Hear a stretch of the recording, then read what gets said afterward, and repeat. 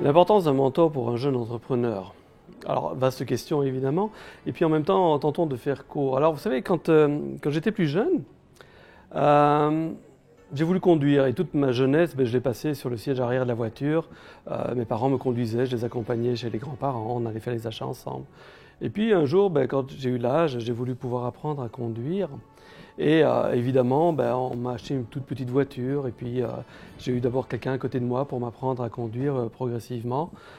Quand j'ai eu un peu plus d'aisance, parce que vous imaginez, quand on commence à conduire, il y a plein de choses, je veux dire, plein de cadrans, il y a 5 vitesses, il y a 3 pédales, il y a 3 rétroviseurs, il y a tout le trafic autour, il y a les panneaux de signalisation, donc il y a beaucoup de choses à gérer. D'ailleurs, quand on apprend à conduire couche par couche, d'abord le volant, et puis les pédales, et puis le changement de vitesse, et puis quand tout ça ira bien, on rajoutera encore bien les rétroviseurs, etc. À un moment donné, tout ça est intégré, et puis on est à l'aise avec la conduite, et on commence à rouler seul. Puis un jour, ce véhicule, il a fait son temps, on passe à quelque chose d'un peu plus grand, peut-être d'un peu plus sportif, parce qu'on est seul et puis on veut frimer un peu. Et puis à un moment donné, on se marie, on a peut-être besoin d'avoir quelque chose d'un peu plus familial, un peu plus vaste. Et puis on commence à conduire et on a nos propres enfants sur le siège arrière. Et puis un jour, les enfants deviennent un peu plus grands et puis on leur passe de temps en temps le volant. Et c'est nous qui nous plaçons dans le fauteuil passager pour accompagner la nouvelle génération.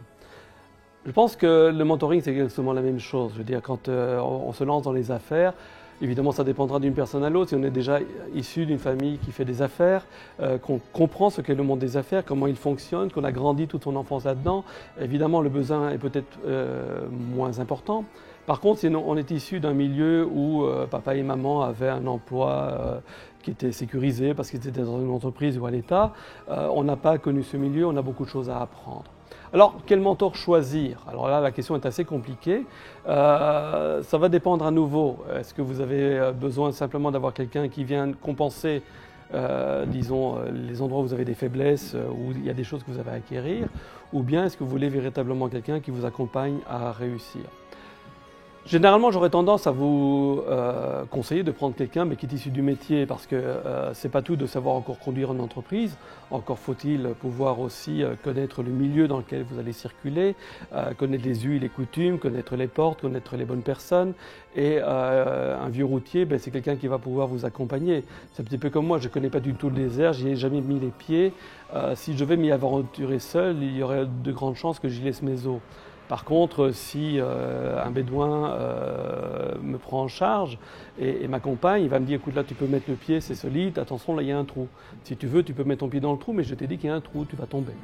Et à force, je vais apprendre, je vais tout doucement prendre de l'autonomie et à un moment donné, je vais pouvoir commencer à survivre seul dans le désert et j'irai peut-être un peu plus loin.